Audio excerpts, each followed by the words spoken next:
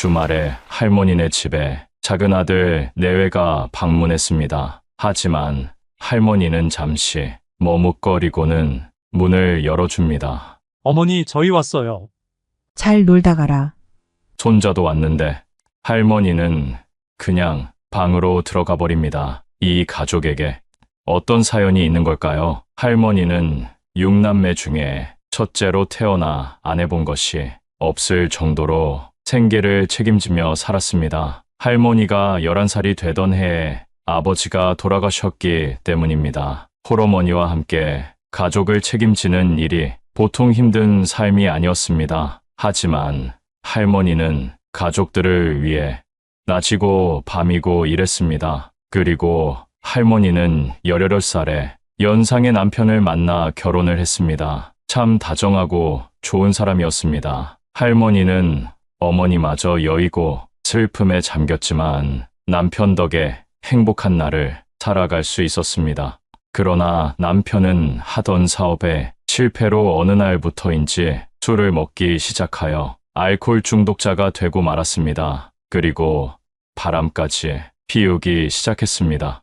할머니가 보는 앞에서 다른 여자를 데려와 밥을 차려오라고 시켰습니다. 할머니는 남편이 전부라 뿌리칠 수 없었고 밥을 차려준 뒤 방 안에서 혼자 울 수밖에 없었습니다. 남편은 점점 심해졌습니다. 돈을 벌어서 주지도 않았고 할머니에게 돈을 벌어오라며 급기야 할머니를 때렸습니다. 2명의 자식이 있던 때라 할머니는 자식들에게 이런 모습을 보이기 싫어 동생 집에 자식들을 맡기게 되었습니다.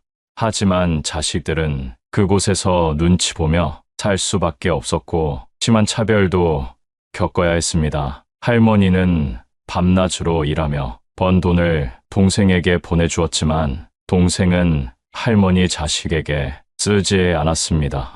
자식들은 영양 공급이 제대로 안 되어 심하게 말라 있었습니다. 할머니는 그 모습을 보고 마음이 아파 더 이상은 안 되겠다 싶어 다시 데려오게 되었고 본인이 키우지 못했다는 큰 죄책감에 할머니는 눈물로 매일 밤을 지새웠습니다. 자식들을 쓰다듬으며 모든 것을 자식을 위해 희생하며 살았습니다. 자식들은 편하게 살 수 있도록 할머니가 많은 것을 도맡아 했고 자식들이 필요하다는 것은 다 지원해 주었습니다. 그렇게 시간이 흐르고 자식들도 결혼을 했습니다. 할머니의 마음은 더 많은 걸 못해준 것에 대해 아쉬움이 남았지만 자식들이 모두 결혼하고 행복한 삶을 사니 거기에 만족할 수 있었습니다. 자식들은 할머니 집에 자주 방문하여 할머니와 함께 시간을 보냈습니다. 며느리도 사람이 좋아 할머니한테 잘했습니다. 할머니는 자식들이 올 때마다 기분이 좋아 시장에 가서 여러 음식들과 과일을 사와서 만들어 주기도 하고 집에 갈 때면 항상 싸주었습니다. 그때마다 할머니는 더 많은 것을 해주고 싶었습니다. 그날도 맛있는 음식을 한가득 며느리 손에 쥐어주고 보냈습니다. 저녁이 되어 할머니는 잠시 바람을 쐬러 집 앞을 걷고 있는데 전봇대 앞에 놓여진 봉지를 발견했습니다. 그것은 할머니가 며느리에게 쥐어준 음식 봉지였습니다. 작은 아들 내외가 할머니께 받은 음식을 차에 타서 얼마 가지 않고 버린 거였습니다. 할머니는 실수로 떨어뜨렸거니 생각하고 넘어갔습니다. 그러나 몇 주 뒤에 작은 아들 내외가 방문했을 때 아들과 며느리가 하는 말을 듣게 되었습니다. 어머니가 주는 거 냄새 난다고 먹지도 않는데 왜 자꾸 주시냐고 또 버려야 되지 않냐고 왜 자꾸 일을 만들어 주시냐면서 할머니가 못 들을 거라고 생각해서 수군거렸지만 할머니는 귀가 예민해 다 듣고야 말았습니다. 할머니는 한가득 챙겼던 음식을 내려놓으며 오늘은 깜빡했다고 다음에 오면 챙겨주겠다고 말했습니다. 아들은 알겠다고 며느리는 그때 너무 맛있게 잘 먹었는데 아쉽다고 말하는데 할머니는 너무 씁쓸했습니다. 그러고는 앞으로는 챙겨주지 않아야겠다고 생각했습니다. 할머니는 이런 행동을 보이는 작은 아들 내외가 왜 자꾸 집에 방문하는 궁금해졌습니다. 그러던 어느 날 방 안에 있던 할머니는 손자와 아들 내외끼리 하는 말을 듣게 되었습니다. 엄마 할머니 돌아가시게 되면 여기가 내 방이야. 그래, 맞아. 근데 저렇게 정정하셔서 말이야. 에휴, 여보, 언제 이 집 팔 수 있는 거야? 요새 엄마 보니까 깜빡깜빡하는 것 같아. 조만간 치매가 오겠어. 조금만 기다려보자고. 이 말을 들은 할머니는 적지 않은 충격을 받고 말았습니다. 할머니는 큰아들 내외는 자기들끼리 살겠다며 해외로 나갔고 작은 아들 내외만 할머니 곁에 있었는데 그 이유가 할머니가 살고 있는 집 때문이었다니 할머니는 안 그래도 집을 물려주려고 생각은 하고 있었지만 작은 아들 내외 대화에 크게 실망하고 말았습니다. 손자까지 이미 자기 집으로 생각하고 있다니 할머니는 일단은 모른 척하기로 했습니다. 얼마 후에 할머니의 생신이 다가왔습니다. 할머니는 매번 가던 식당 말고 다른 데로 가자고 했습니다. 그러자 며느리는 어머니, 여기 좋아하시잖아요. 손주도 좋아한다며 핑계를 대기 시작했습니다. 할머니는 기분 좋게 시간을 보내고 싶어서 알겠다고 했습니다. 하지만 할머니는 먹는 내내 불편했습니다. 이유는 아들이 큰아들과 통화하는 것을 듣게 되었기 때문입니다. 할머니, 집 얘기로 싸우질 않나. 오늘 밥값까지 아깝다는 내용이었습니다. 할머니는 점점 실망이 커져갔습니다. 할머니는 더 먹으면 체할 것 같아 화장실을 간다며 일어나서 계산을 하고 식당을 나왔습니다. 그러고는 먼저 집에 간다는 연락을 남기고 할머니는 집 앞 길을 혼자 걸었습니다. 하늘의 달도 할머니를 외면하는 것 같았습니다. 할머니 눈에서 그만 눈물이 흐르고 말았습니다. 살아온 인생이 참 비참했습니다. 할머니는 집에 돌아가 방에서 한참을 숨죽여 울었습니다. 자식들은 할머니가 왜 늦었는지 묻지도 않고 자기네들끼리 TV를 보며 낄낄거렸습니다. 할머니는 인생을 돌아보며 깨닫기 시작했습니다. 멀리 사는 자식도 가까이 사는 자식도 하나같이 계산 속에 살고 있는 것을 볼 때 또 그것을 가지고 싸우는 모습을 볼 때 그렇게 서글플 수가 없었습니다. 할머니는 10살이 되기도 전부터 산전수전 겪은 일들을 기억하고는 다짐했습니다. 이제라도 내 삶을 살아보자고, 이제 부모 노릇 그만하고 나를 위해서 살아보자고 큰 결심을 시작했습니다. 할머니는 자식들을 위해 희생하며 살아온 것을 생각하며 지금껏 못 해본 것들을 하나하나 적었습니다.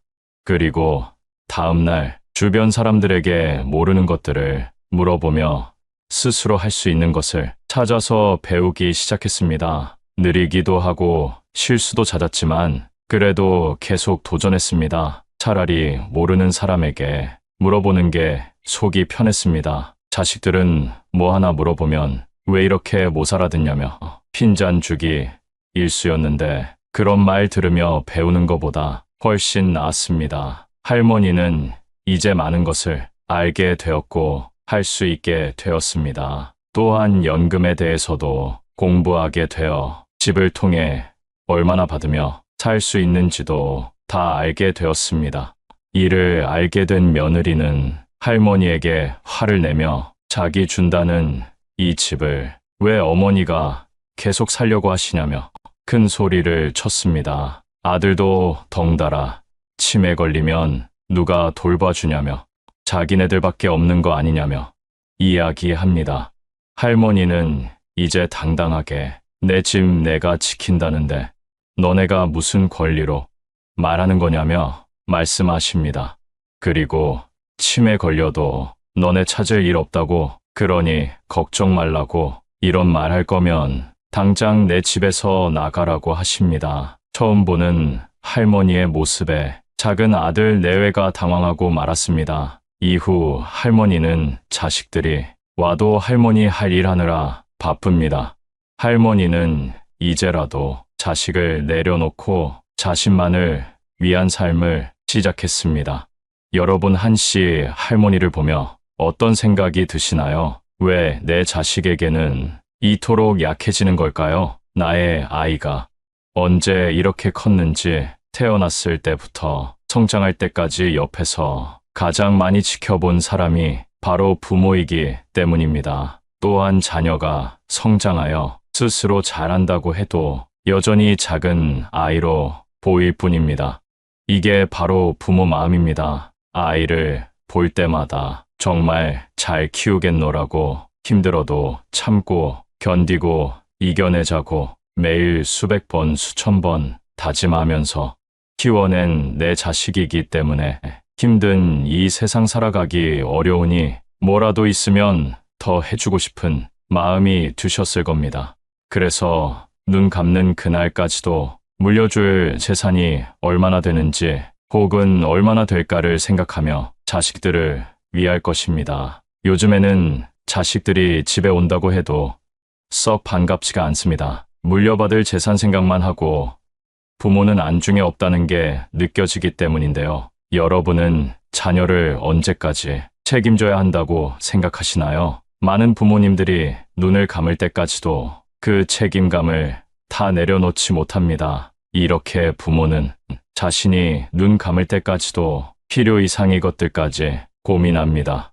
하지만 자식들은 부모의 마음과 같지 않습니다. 구체적으로 알아보면 옛날만 해도 자식이 부모를 부양한다는 의견이 많았지만 최근에는 그렇지 않습니다. 오히려 부모님의 노후는 본인 스스로 준비해야 한다는 의견이 대다수인 것으로 나타났습니다. 많은 분들이 노년기에는 자녀와 거리두기를 하는 것이 낫다는 것을 알고 있습니다. 현재 이를 실천하시는 분들 중에는 자식을 손님이라고 생각하고 20년 귀하게 대하고 떠날 땐 아쉽지만 보내주는 것입니다. 어떤 분들은 자식들이 집에 와도 마음 다해 반기지 않습니다. 지혜롭게 헤쳐나가는 분들은 손님이 있는 동안에 하지 못했던 나의 것을 위해 잘 살아가고 계십니다. 여러분은 어떤 삶을 원하시나요? 요즘이나 옛날이나 많은 분들이 자식에게 쓰는 돈은 아까워하지 않습니다.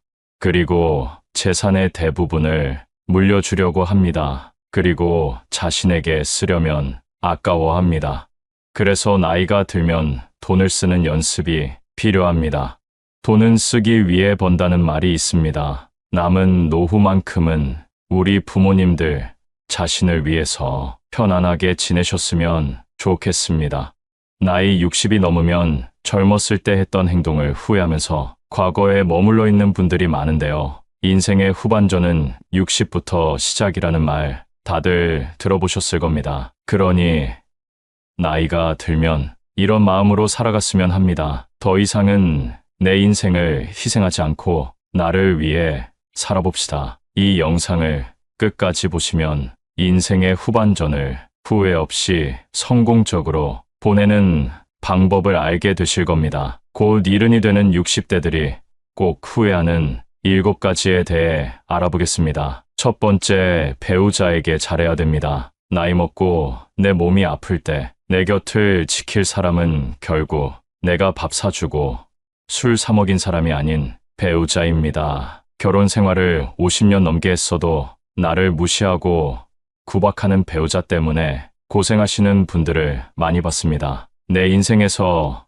어쩌면 나보다 더 소중히 여겨야 할 사람에게 무뚝뚝하고 퉁명스럽게 대하고 무시하지 마세요. 어떤 남편은 밖에서 대인 소리를 듣고 아주 평판이 좋은데 집에 있을 때면 배우자에게 욕설을 하고 술주정을 한다고 합니다. 앞과 뒤가 다른 모습에 괴로워하고 서러워하는 분들을 많이 봤습니다. 이런 사연을 접하면 우리 어머니 생각도 나고 마음 한켠이 아려옵니다. 배우자를 막대한 사람의 말로는 말씀드리지 않아도 잘 아실 겁니다. 만약 지금 나의 행동이 상대를 무시하고 상처를 주고 있다면 지금이라도 늦지 않았습니다. 사과와 반성은 인생을 나아지게 만들어줍니다. 내가 아프면 자식이 날 챙길 거라고요? 천만의 말씀입니다. 아무리 금지옥역 키웠어도 자식은 자식입니다. 자식은 자식의 역할이 있고 배우자는 배우자의 역할이 있는 것입니다. 자식이 자라서 가정을 꾸리게 되면 1순위는 부모보다 가정이 됩니다. 서운해하지 마세요. 여러분도 다 그렇게 살아왔습니다. 이는 불효가 아니라 자연스러운 인생의 과정입니다. 결국 내 옆에 있는 배우자 단 한 명이 내 인생의 마지막까지 함께하는 동반자라는 사실을 기억하세요. 요즘은 100세 시대입니다. 예전의 60대와 지금의 60대는 다릅니다. 그만큼 세상도 달라져서 통계적으로 황혼이혼도 증가하는 추세라고 합니다. 남은 인생 나를 위해 살겠다는 마음으로 이혼한다고 합니다. 자식들도 다 키웠겠다. 나를 힘들게 하고 구박하는 배우자와는 삶을 함께 할 이유가 없다는 것이지요. 그러니 배우자에게 잘해주세요. 주위를 둘러보면 나이가 들어도 젊은 연인처럼 또 친구처럼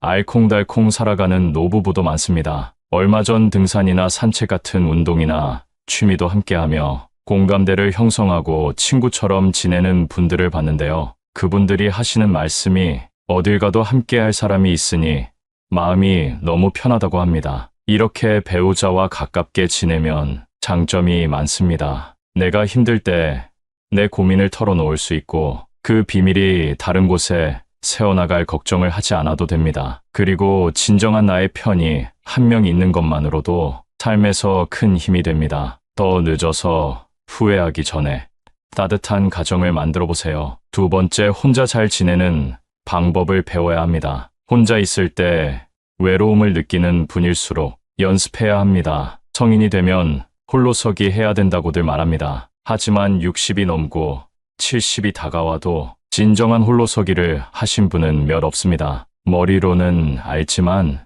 마음과 행동이 따라주지 않는 것이지요. 그래서 나이가 들어 자식에게 의지하거나 배우자만을 바라보고 살아가면 언젠가 내가 혼자가 됐을 때 견뎌내기 힘들어집니다. 또한 지인들이 많으면 많을수록 노후의 상처나 배신당할 일이 많아집니다. 나이가 들수록 친구는 필요하지 않다 라고 하는 말을 유튜브에서 많이 봤습니다. 제 생각에도 맞는 말인 것 같습니다. 성인이 되고 환경이 다른 곳에서 살아가다 보면 가치관이 바뀌고 처한 환경도 달라지기 때문에 친했던 친구가 점점 불편해지곤 합니다. 이럴 때 사람들은 굉장히 불안해하고 나에게 무슨 문제가 있는 것은 아닌가 걱정하게 되는데요. 전혀 걱정할 일이 아니고 인생을 살면서 겪는 아주 자연스러운 일이라고 말씀드리고 싶습니다. 그렇기 때문에 어쩌면 우리의 삶에서 고독과 외로움은 당연히 겪어야 하는 일입니다. 따라서 우리는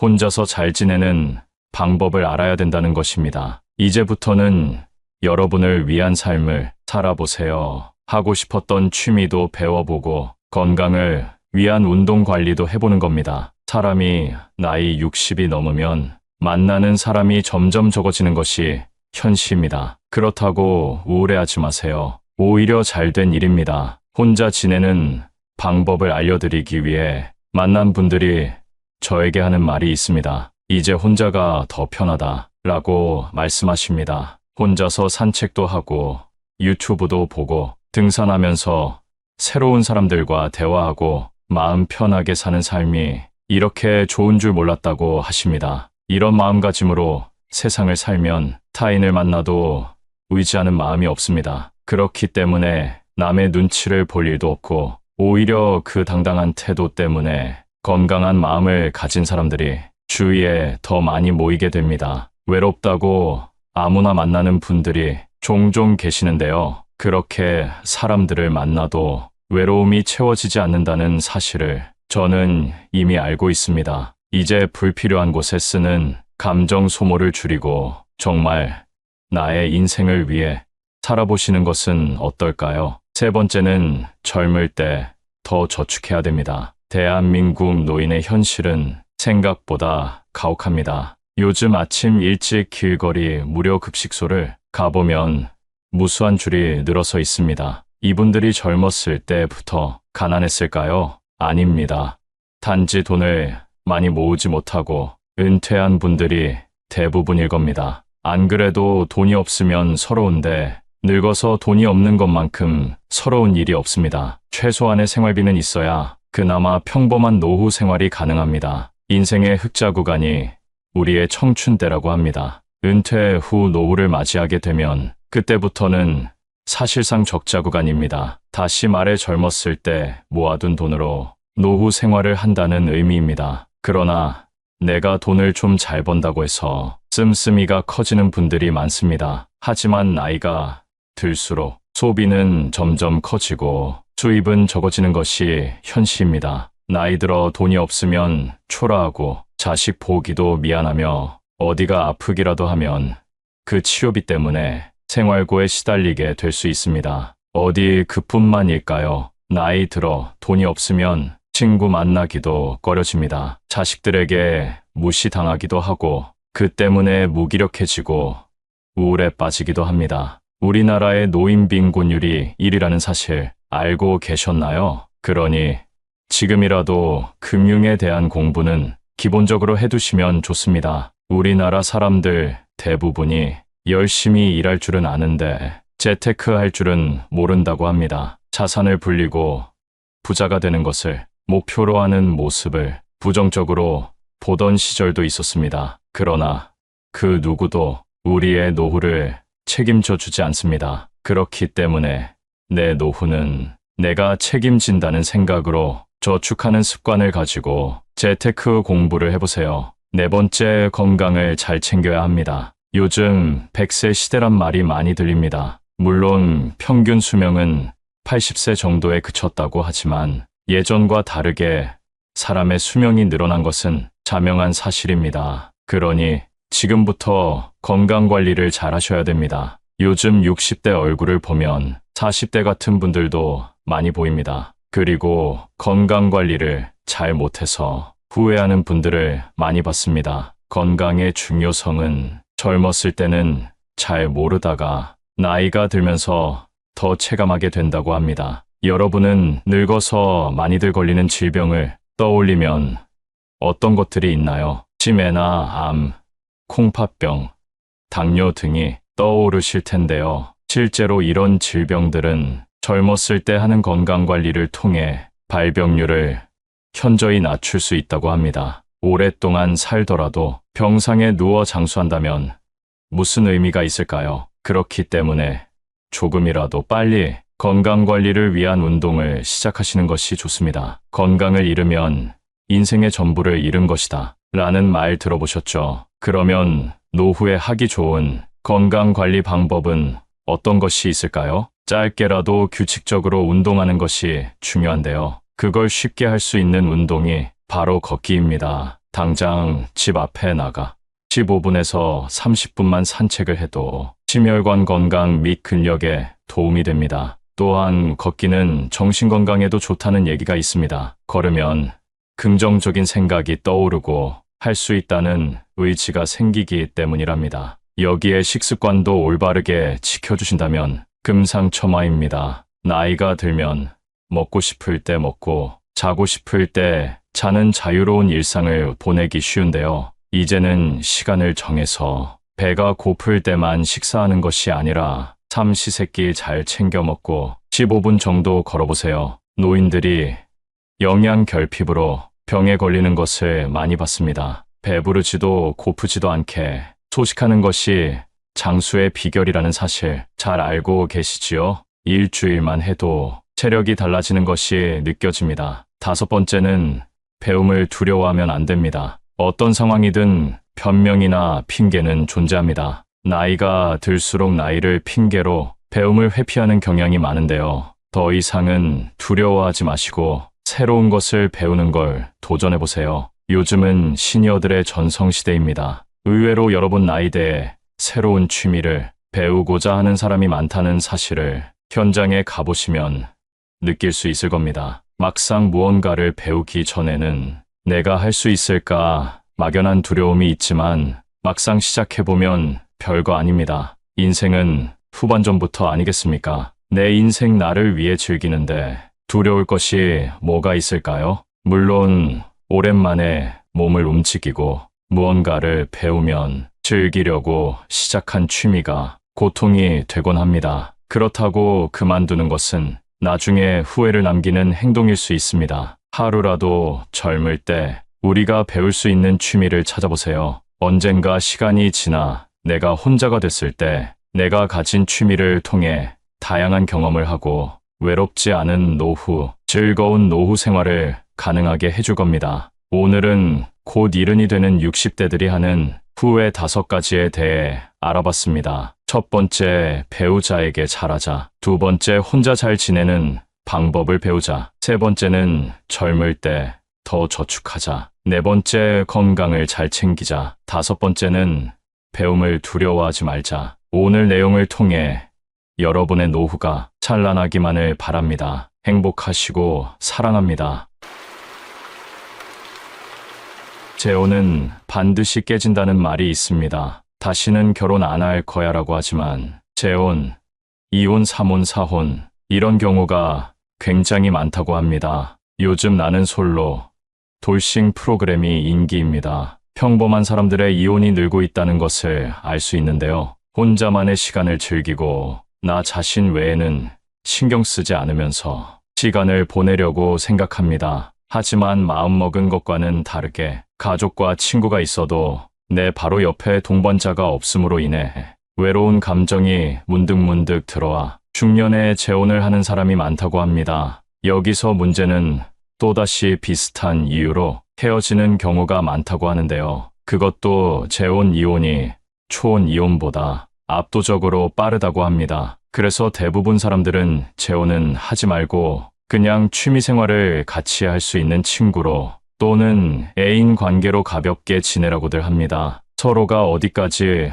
얼마나 이해를 할 수 있는지 충분히 생각해도 늦지 않음에도 만나자마자 확 불타오릅니다. 감정에 따라 재혼을 성급하게 결심합니다. 만난 지 얼마 되지도 않았는데 운명처럼 느껴져 놓치기 싫어집니다. 사랑만으로는 결혼을 유지할 수 없다는 것을 알고 있었지만 그 기억이 사라져 재혼한다는 말도 있습니다. 그만큼 판단력도 인내력도 흐려졌다는 이야기입니다. 하지만 뜨겁게 만나 사랑해도 왜 또 같은 이유로 헤어지게 될까요? 대부분의 사람들이 말리는 재혼, 왜 그렇게 반대하는지 알 수 있도록 재혼 전에 절대적으로 생각해야 할 내용에 대해 지금 바로 알려드리겠습니다. 재혼을 결심하게 되는 이유 중 하나는 상대의 장점이 단점보다 더 많아 보이기 때문입니다. 그리고 가족 중 누구보다 나를 생각해주고 다정하기도 하고 한없이 맞춰주는 모습에 재혼을 결심합니다. 이와 관련된 짧은 사연 하나 들려드리겠습니다. 한 여자가 전 남편의 주사로 인해 이혼을 했습니다. 재혼을 결심한 남자는 나 술 잘 안 먹는다. 연애 때에도 술을 잘 안 먹었다고 합니다. 결혼을 했는데 결혼을 하자마자 일주일에 3일 내내 매일같이 술을 마시고 새벽에 잠도 안 자고 주사를 부리는데 내가 이전에 겪었기 때문에 이 사람을 더 이해해줘야지 하는 게 아니라 어차피 못 살 거니까 바로 이혼을 결정했다는 것입니다. 그래서 이런 사연을 들으면 들을수록 상대의 조건에 대해 이야기를 안 할 수가 없습니다. 현재 재혼을 결심한 상대의 조건을 어디까지 따져봤는지 생각해봐야 합니다. 결혼은 현실이라는 것을 이미 경험해봤기 때문에 이전보다 더 냉철하고 꼼꼼하게 따져보고 결정해야 합니다. 내가 다시 만난 운명 같은 사랑이 금방 식어버린다면 이전보다 더 큰 슬픔이 올 수도 있습니다. 단순히 나를 진심으로 좋아해주기 때문에 재혼 결심을 했다면 위험할 수 있습니다. 내 가족에게, 자식에게 어떻게 대하는지, 말과 행동은 어떤지 유심히 살펴봐야 합니다. 헤어지려고 결혼하는 사람은 없습니다. 재혼도 마찬가지로 이전 결혼보다 더 행복할 거라는 꿈으로부터 비롯되었을 것입니다. 이 달콤한 꿈에서 깨지 않으려면 사랑이 모든 것을 해결해 줄 거라는 것에서 벗어나야 합니다. 그래서 기본적으로 혼자 되는 법을 배워야 하는 것입니다. 요즘은 80대 할아버지도 유튜브를 시청하는 그런 세상입니다. 그만큼 혼자서 할 수 있는 것들이 주변에는 많이 있습니다. 가까운 주변만 돌아봐도 혼자서도 취미 활동을 할 수 있게 잘 갖춰져 있습니다. 혼자 외로움 느끼며 하루하루 시간 보내지 말고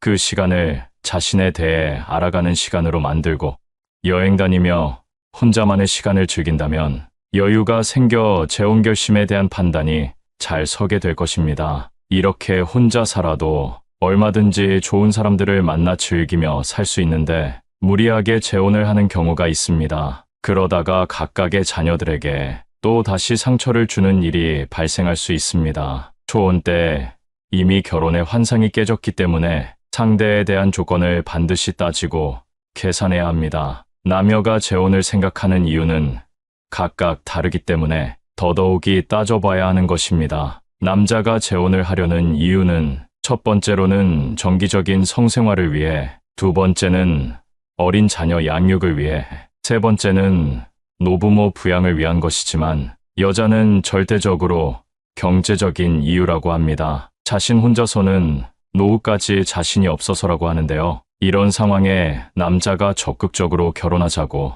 한 달에 꼬박꼬박 300만 원 이상 주겠다 하면 그것만 믿고 재혼을 했다가 혼자 양말을 빨고 집을 청소하면서 내가 이러려고 결혼했나 하는 생각을 많이 하게 된다고 합니다. 또 재혼할 때 자녀로 인한 문제도 상당합니다. 이런 것을 볼 때 재혼은 사랑만으로 될 문제가 아니라는 것입니다. 여기서 오는 혼란이 참 많이 있습니다. 내 자식처럼 똑같이 대하겠다고 하지만 재혼 후 이혼을 원하는 사람들의 이야기를 들어보면 이유가 자녀에 대한 차별 문제였습니다. 옷 사준 비용과 학원 비용 등을 계산했더니 5배, 10배 이상 차이가 났다. 그러니 이혼을 원한다는 것입니다. 또한 여기서 나의 자존감까지 낮은 상태라면 문제는 더욱 심각해집니다. 상대가 갑의 입장에 있다면 재혼은 다시 생각해봐야 합니다. 자존감이 낮아지면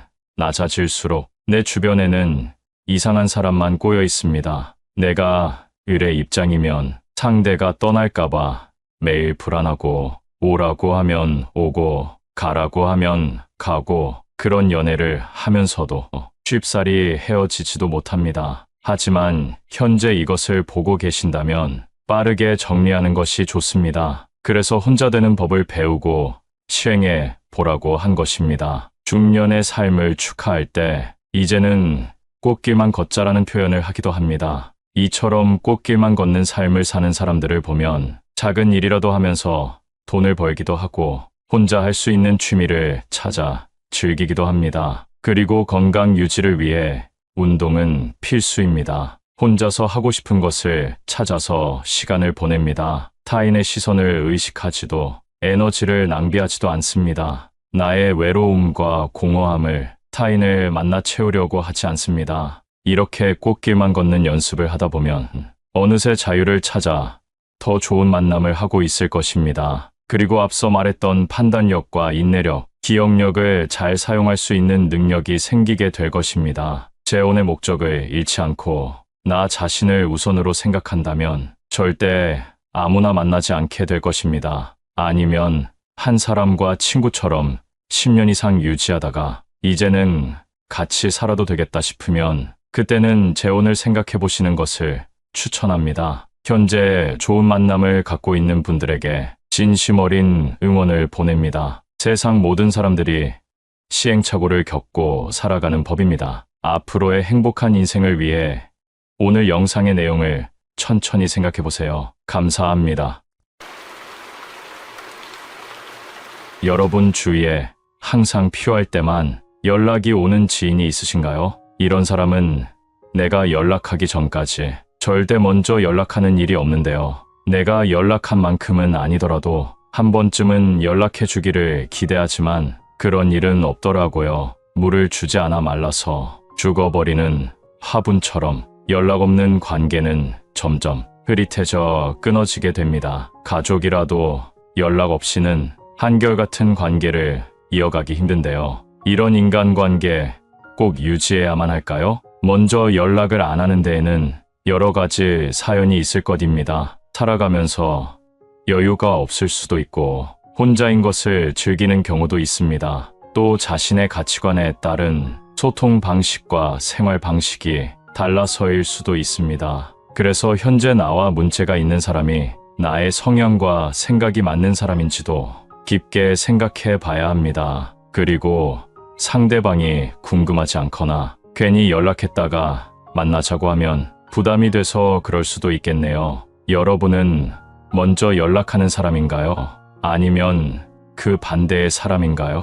연락하는 것에는 간단하게 두 가지 이유가 있습니다. 먼저 첫 번째는 자기가 필요해서, 두 번째는 상대방이 어떻게 지내는지 안부를 묻기 위해서 하는 경우입니다. 여기서 자기가 필요해서 연락하는 경우는 상대방에게 절대 먼저 연락을 하지 않습니다. 나에게 무언가 필요할 때만 연락하는 사람이 있으신가요? 아니면 그렇게 느껴지는 사람이 있으신가요? 이러한 연락 문제로 스트레스를 조금이라도 받고 있는 분이라면 본 영상을 끝까지 시청하셔서 꼭 도움이 되기를 바랍니다. 나의 주변에 누군가가 연락 문제로 속상하게 하고 있다면 그 사람을 떠올리며 들어보신다면 충분히 도움이 될 것입니다. 연락을 먼저 안 하는 경우를 크게 두 가지로 말씀드릴 수 있는데요. 첫째는 나이가 들어갈수록 혼자가 편한 성격으로 변했기 때문입니다. 연락에 크게 신경 쓰지 않는 사람들은 자신에게 먼저 연락을 하지 않아도 바쁘게 살아가고 있거나 연락을 못할 사정이 있다고 생각하고 자신의 삶에 몰두하며 신경을 안 쓰는 경우가 많이 있습니다. 내가 많이 아프고 큰 일로 고생하는 것을 알게 되었어도 먼저 연락이 없다면 서운하고 정이 떨어질 수도 있습니다. 하지만 이 경우가 아닌 이상 나도 사는 게 바쁜데 다들 정신없게 사는가 보다 하며 자기 일을 하며 살아갑니다. 세상 사람들이 다 나와 같지 않기 때문에 나에게 먼저 연락을 안 하더라도 신경을 쓰며 시간을 보내기보다 나에게 주어진 오늘을 즐기면서 살아가는 것입니다. 먼저 연락이 오지 않으면 자기 인생 바쁘고 즐겁게 사는가 보다 하고 마음 편히 생각하면서 나도 내 인생 즐겁고 행복하게 굳이 그런 관계 신경 쓰지 말고 살아가면 되는 것입니다. 나이가 들면서부터 오랜 시간 지내온 친구들도 모두 귀찮아지고 어디 한 곳에 매여 있는 것도 싫어집니다. 혼자서 내 마음의 공부나 그동안 남만 생각하다가 놓쳤던 지식들을 채우는 것이 더 나은 친구가 되기도 합니다. 혹시 혼자서 시간을 잘 보내지 못하는 성격이라면 만남과 연락에 크게 집착을 갖게 되고 하루 종일 연락이 언제 오는지 초조불안해 할 수 있습니다. 내가 아닌 남에게 흔들리고 내 인생의 주인이 내가 아닌 삶은 그렇게 좋은 삶이 아닙니다. 내 인생의 주인이 내가 되어 열심을 다해 살아가며 집중한다면 결국 내 삶이 변화되어 연락이나 만남에 연연하지 않게 됩니다. 그래서 연락이 오지 않거나 와도 크게 신경 쓰지 않고 우리가 정말 인연이라면 다시 만날 거라는 생각과 함께 쿨한 성격으로 변화가 되어 있는 나를 발견하게 될 것입니다. 그리고 연락을 하는 것이 나에게 부담으로 다가온다면 내가 먼저 연락을 하지 않아도 됩니다. 그럼 나에게 오던 연락이 점점 사라지면서 결국 끊기게 되면 그것이 나에게 윤택한 삶이 될 수 있습니다. 혼자 즐기는 생활도 노력이 필요합니다. 1년, 2년 유지한다면 내 인생에 없었던 행복한 삶이 그 끝에 기다리고 있을지 모릅니다. 혼자 있는 행복감을 먼저 알고 살아가고 있는 사람들은 연락이나 만남 자체를 피곤하게 여기며 굳이 연락을 먼저 하지 않게 된다는 말씀을 하기도 하셨습니다. 연락을 먼저 하지 않는 이유, 둘째로 연락하는 것에 기가 빨리기 때문입니다. 요즘은 전화 연락을 하는 것에 부담감을 느끼는 경우가 많이 있습니다. 중간중간 어색하게 침묵하게 되는 상황을 못 견뎌하는 분들이 많이 있다고 합니다. 그런 시간 속에서 억지로 할 말을 만들다 보면 기가 빨리는 것이 당연할 것입니다. 또 전화를 오래 하는 사람들이 있습니다. 잘 지내는지 정도의 안부 인사에 너무 많은 말을 쏟아내 듣는 것만으로도 기가 빨리게 됩니다. 주위에 전화기를 오래 잡고 있는 사람들 있으신가요? 전화, 통화 내용이 재밌으면 괜찮을 수도 있겠지만 반응을 보이며 듣고 있어야 하는 그 시간이 빨리 끊고 싶어 초조하기만 합니다. 또한 말이 끊기지가 않아 전화조차 끊자고 할 수 없는 상황에 타이밍만 보고 있습니다. 그리고 대하기 어려운 사람과의 통화라면 더더욱 리액션에 신경을 써야 하고 웃기도 해야 하는데 에너지가 너무 많이 쓰인다는 것입니다. 특히 내 얘기를 잘 듣고 있는지 확인하며 눈치를 살피는 사람도 있기 때문에 그 사람과는 선뜻 통화하기가 두려워지기도 합니다. 이렇게 어느 정도 거리를 두면 편해지는 관계가 있습니다. 감정에 예민하고 눈치를 잘 보는 사람들을 만나면 내 표정과 말투를 꼬집으며 의문을 남기기도 합니다. 그리고 스스로 우울 동굴 속에 빠져 나오지 않기도 합니다. 만남 당시에는 이야기도 잘하고 잘 놀지만 갑자기 피곤이 밀려와 집으로 가고 싶어 합니다. 매 순간 자기도 모르는 무의식 속에서 상대방의 감정 상태를 살피기 때문에 스스로 지쳐 연락하고 싶어 하지 않습니다. 이 외에도 많은 이유가 있을 것입니다. 그러니 연락을 받지 않고 나에게 먼저 연락을 하지 않아도 내 삶을 위해서 나에게 집중하면 나 자신을 바로 볼 수 있게 됩니다. 그럼 나의 장점과 단점을 알게 되고 장점은 특화시키고 단점을 장점으로 발전시킬 수 있게 됩니다. 나의 취미도 활동도 모든 것에 변화가 오게 되고 듣기도 많이 생기게 될 것입니다. 그렇게 되면 오지 않는 연락에 신경 쓰지 않게 되는 것은 물론 많은 이점을 쌓게 되어 주위 사람들에게 도움을 주는 사람이 되어 있을 것입니다. 결국 나 자신을 잘 알고 잘 가꾸면 많은 사람들이 저절로 나를 찾게 되고 나를 따라오게 되는 것입니다. 특기가 있음으로 해서 주변을 꼬박꼬박 신경 쓰지 않고 혼자의 인생을 즐긴다면 나와 공통된 관심사를 가진 사람들을 인연으로 만날 수도 있고 재미없고 지루한 대화도 시간 가는 줄도 모를 만큼의 대화로 만들어갈 수 있습니다. 그럼 연락을 절대 먼저 안 하는 사람을 만나지 말아야 할 이유 3가지에 대해 나눠보도록 하겠습니다. 첫 번째로 스트레스는 나만 받습니다. 인간관계를 유지하기 위해서는 노력이 필요합니다. 연락 없는 상대를 기다리며 노력은 나 혼자 하는 건가 하는 생각에 점점 기운이 빠집니다. 매번 만남 전화를 하고 약속을 잡고 장소를 정하고 이런 관계가 힘들고 지친다면 스트레스를 받아가며 관계를 유지해야 할 이유가 있을까요? 연락이 오지 않으면 오지 않는 대로 만나지 않아도 된다고 생각하는 것이 스트레스를 줄이는 방법입니다. 상대는 나만큼 연락을 중요시하지 않을 수도 있는데 매번 나만 먼저 연락하고 노력하고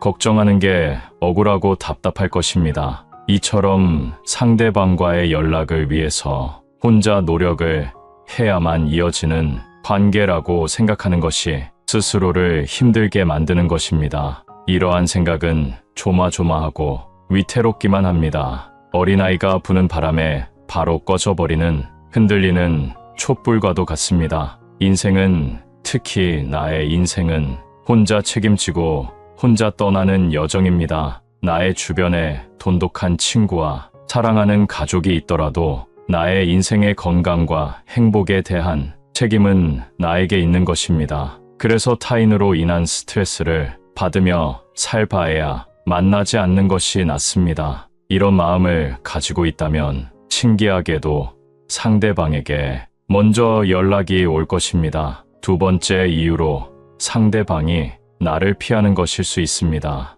만약 상대방에게서 연락이 오지 않는다면 두 번째 이유로 생각해 볼 수 있을 것입니다.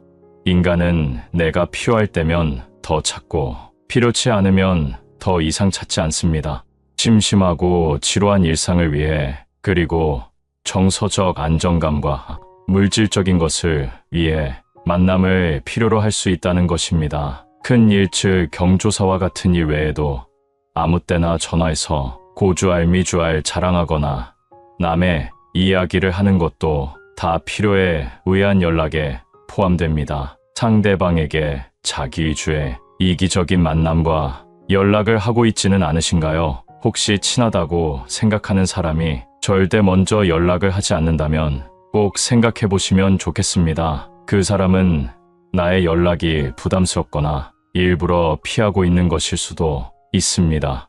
상대와의 약속이 취소되어 다음 약속을 잡아야 하는데도 잡지 않는다면 나와 상대를 위한 거리를 만들어 두는 것도 좋은 방법이 되겠습니다. 마지막 세 번째, 가장 중요한 시간을 낭비하고 있는 것입니다. 언제나 시간은 한정되어 있습니다. 이토록 소중한 시간에 먼저 연락이 오지 않는 사람들을 신경 쓰고 스트레스를 받으며 연락과 만남을 유지해 가기에는 안타깝게도 나에게 주어진 시간은 정해져 있다는 것입니다. 현재도 빠르게 지나가고 있는 시간들을 나에게 투자하는 것은 어떨까요? 내가 진심으로 즐기고 좋아하는 활동에 소중한 시간을 투자하여 새로운 것들을 배워간다면 새로운 인연이 찾아올 것입니다. 사람들은 관심사가 맞으면 누구나 쉽게 친해질 수 있습니다. 오히려 오래 알고 지낸 사람보다 더 가까운 사이가 될 수 있습니다. 연락이 잘 안 되는 사람에게 혼자 노력하면서 관계를 유지하려고 하기보다 가까운 문화센터나 지역 모임, 종교 활동에서 공통 관심사를 가진 사람들과 만나 소통하며 관계 유지를 하는 것이 다가올 미래를 행복하게 보낼 수 있는 현명한 방법이 될 것입니다. 세상에서 나 자신이 제일 소중합니다. 나에게 연락을 잘하지 않는 상대에게 스트레스 받지 말고 과감히 멀어지는 것이 나를 위한 일입니다. 세상에서 나 자신을 제일 사랑하세요. 나와 맞지 않는 상대 때문에 나를 갉아먹는 삶을 보내지 않으셨으면 좋겠습니다. 나는 어떤 삶을 살고 있나요? 혼자서도 어디든 갈 수 있고 혼자서도 즐기는 삶을 살고 계신가요? 지금 하고 싶은 것을 시작하세요. 그런 사람들 때문에 나의 노력, 정성, 시간 그리고 마음 쓰지 마세요. 원래 사람은 이기적인 존재입니다. 나 또한 그런 모습이 있을 것입니다. 우리는 자기 입장, 내 입장을 먼저 생각합니다. 그러니 당연하게도 나는 연락을 잘하는데 항상 내가 먼저 연락하는데 쟤는 왜 나한테 무관심하지, 쟤는 왜 연락을 먼저 안 하지 하면서 나와 같은 행동을 하기를 바라는 것은 욕심일 수 있습니다. 내가 상대방의 마음을 어떻게 알 수 없어도 내 마음은 마음먹으면 내 마음대로 할 수 있습니다. 내가 받아들일 수 있는 관계가 어디까지인지 생각하고 이어간다면 마음이 편해질 것입니다. 상대방도 나도 서로를 아끼며 노력하는 관계는 일에 치이고 삶이 여유가 없어 연락을 못하더라도 미안해하며 한 통의 연락에도 고마워할 것입니다. 시간이 많이 지나도록 연락을 못했어도 만났을 때 편안하고 어색해하지 않고 즐겁고 좋다면 그것 자체로 좋은 관계가 아닐까요? 여러분 주위에 항상 필요할 때만 연락이 오는 지인이 있으신가요? 이런 사람은 내가 연락하기 전까지 절대 먼저 연락하는 일이 없는데요. 내가 연락한 만큼은 아니더라도 한 번쯤은 연락해 주기를 기대하지만 그런 일은 없더라고요. 물을 주지 않아 말라서 죽어버리는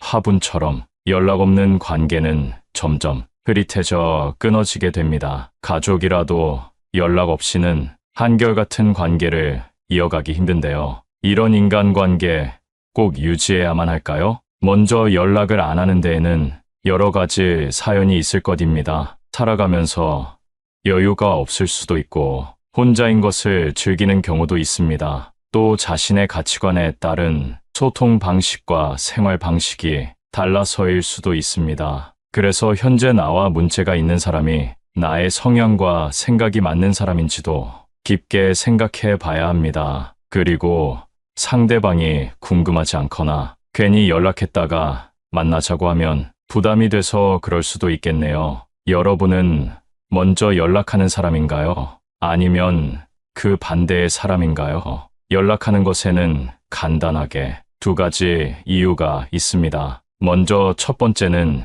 자기가 필요해서, 두 번째는 상대방이 어떻게 지내는지 안부를 묻기 위해서 하는 경우입니다. 여기서 자기가 필요해서 연락하는 경우는 상대방에게 절대 먼저 연락을 하지 않습니다. 나에게 무언가 필요할 때만 연락하는 사람이 있으신가요? 아니면 그렇게 느껴지는 사람이 있으신가요? 이러한 연락 문제로 스트레스를 조금이라도 받고 있는 분이라면 본 영상을 끝까지 시청하셔서 꼭 도움이 되기를 바랍니다. 나의 주변에 누군가가 연락 문제로 속상하게 하고 있다면 그 사람을 떠올리며 들어보신다면 충분히 도움이 될 것입니다. 연락을 먼저 안 하는 경우를 크게 두 가지로 말씀드릴 수 있는데요. 첫째는 나이가 들어갈수록 혼자가 편한 성격으로 변했기 때문입니다. 연락에 크게 신경 쓰지 않는 사람들은 자신에게 먼저 연락을 하지 않아도 바쁘게 살아가고 있거나 연락을 못할 사정이 있다고 생각하고 자신의 삶에 몰두하며 신경을 안 쓰는 경우가 많이 있습니다. 내가 많이 아프고 큰 일로 고생하는 것을 알게 되었어도 먼저 연락이 없다면 서운하고 정이 떨어질 수도 있습니다.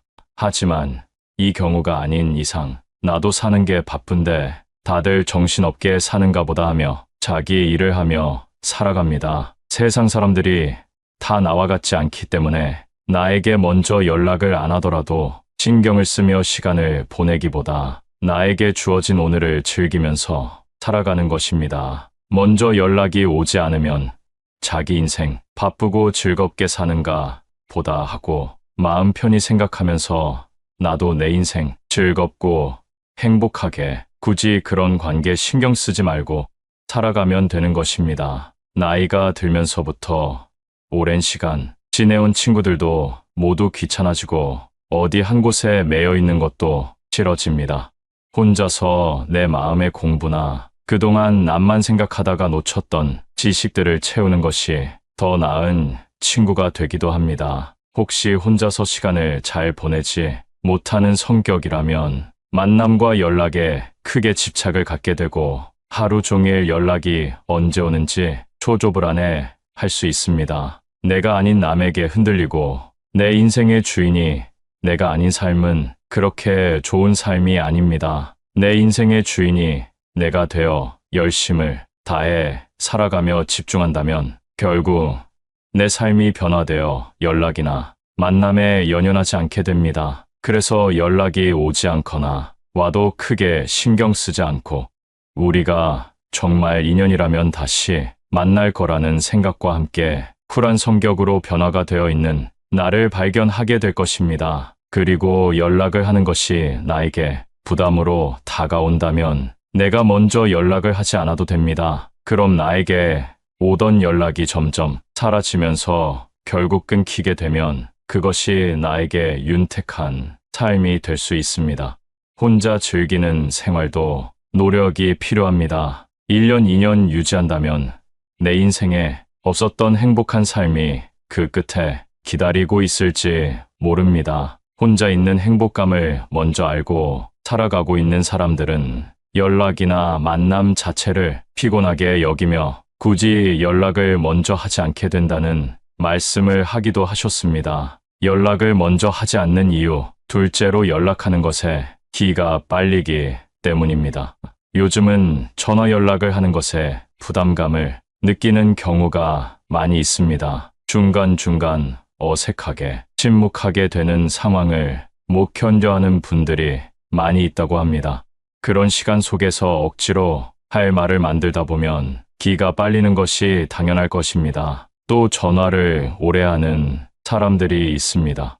잘 지내는지 정도의 안부 인사에 너무 많은 말을 쏟아내 듣는 것만으로도 기가 빨리게 됩니다. 주위에 전화기를 오래 잡고 있는 사람들 있으신가요? 전화, 통화 내용이 재밌으면 괜찮을 수도 있겠지만 반응을 보이며 듣고 있어야 하는 그 시간이 빨리 끊고 싶어 초조하기만 합니다. 또한 말이 끊기지가 않아 전화조차 끊자고 할 수 없는 상황에 타이밍만 보고 있습니다. 그리고 대하기 어려운 사람과의 통화라면 더더욱 리액션에 신경을 써야 하고 웃기도 해야 하는데 에너지가 너무 많이 쓰인다는 것입니다. 특히 내 얘기를 잘 듣고 있는지 확인하며 눈치를 살피는 사람도 있기 때문에 그 사람과는 선뜻 통화하기가 두려워지기도 합니다. 이렇게 어느 정도 거리를 두면 편해지는 관계가 있습니다. 감정에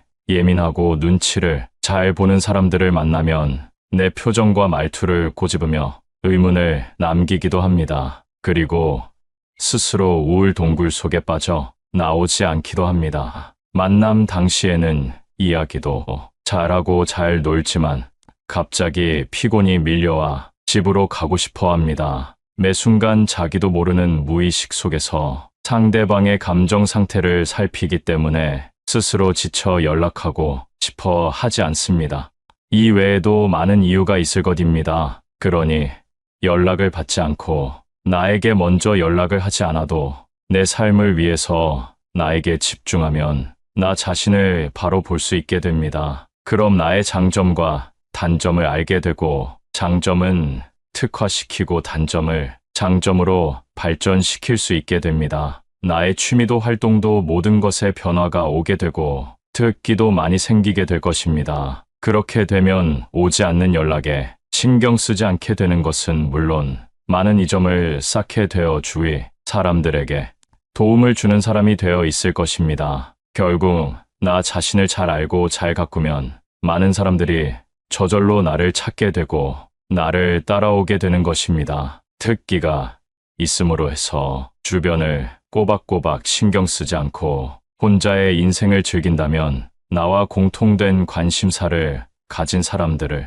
인연으로 만날 수도 있고 재미없고 지루한 대화도 시간 가는 줄도 모를 만큼의 대화로 만들어갈 수 있습니다. 그럼 연락을 절대 먼저 안 하는 사람을 만나지 말아야 할 이유 3가지에 대해 나눠보도록 하겠습니다. 첫 번째로 스트레스는 나만 받습니다. 인간관계를 유지하기 위해서는 노력이 필요합니다. 연락 없는 상대를 기다리며 노력은 나 혼자 하는 건가 하는 생각에 점점 기운이 빠집니다. 매번 만남 전화를 하고 약속을 잡고 장소를 정하고 이런 관계가 힘들고 지친다면 스트레스를 받아가며 관계를 유지해야 할 이유가 있을까요? 연락이 오지 않으면 오지 않는 대로 만나지 않아도 된다고 생각하는 것이 스트레스를 줄이는 방법입니다. 상대는 나만큼 연락을 중요시하지 않을 수도 있는데 매번 나만 먼저 연락하고 노력하고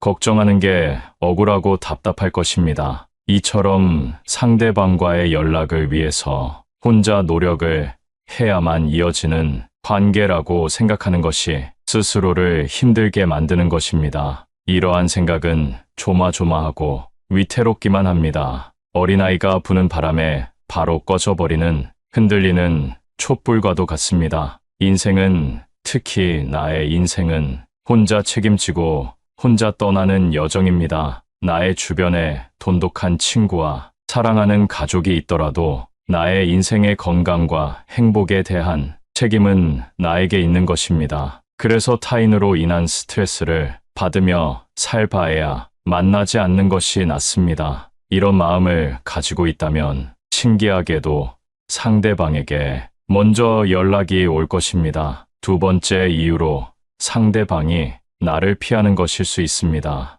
만약 상대방에게서 연락이 오지 않는다면 두 번째 이유로 생각해 볼 수 있을 것입니다.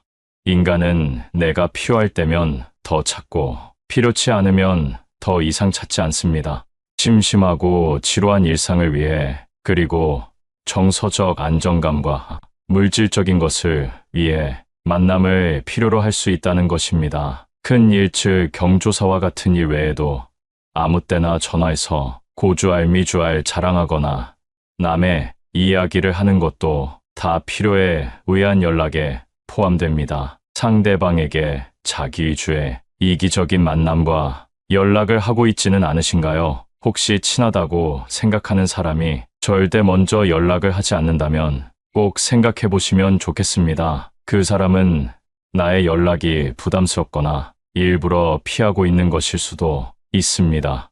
상대와의 약속이 취소되어 다음 약속을 잡아야 하는데도 잡지 않는다면 나와 상대를 위한 거리를 만들어 두는 것도 좋은 방법이 되겠습니다. 마지막 세 번째 가장 중요한 시간을 낭비하고 있는 것입니다. 언제나 시간은 한정되어 있습니다. 이토록 소중한 시간에 먼저 연락이 오지 않는 사람들을 신경 쓰고 스트레스를 받으며 연락과 만남을 유지해 가기에는 안타깝게도 나에게 주어진 시간은 정해져 있다는 것입니다. 현재도 빠르게 지나가고 있는 시간들을 나에게 투자하는 것은 어떨까요? 내가 진심으로 즐기고 좋아하는 활동에 소중한 시간을 투자하여 새로운 것들을 배워간다면 새로운 인연이 찾아올 것입니다. 사람들은 관심사가 맞으면 누구나 쉽게 친해질 수 있습니다. 오히려 오래 알고 지낸 사람보다 더 가까운 사이가 될 수 있습니다.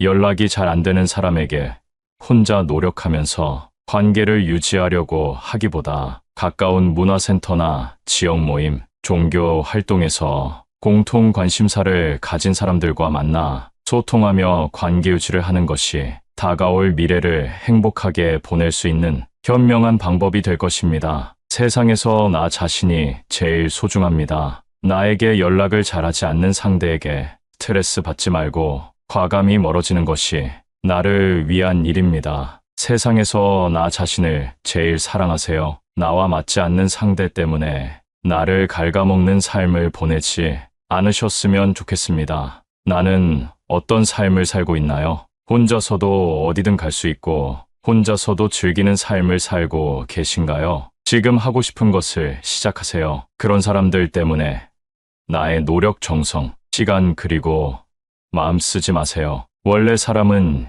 이기적인 존재입니다. 나 또한 그런 모습이 있을 것입니다. 우리는 자기 입장, 내 입장을 먼저 생각합니다. 그러니 당연하게도 나는 연락을 잘하는데 항상 내가 먼저 연락하는데 쟤는 왜 나한테 무관심하지? 쟤는 왜 연락을 먼저 안 하지? 하면서 나와 같은 행동을 하기를 바라는 것은 욕심일 수 있습니다.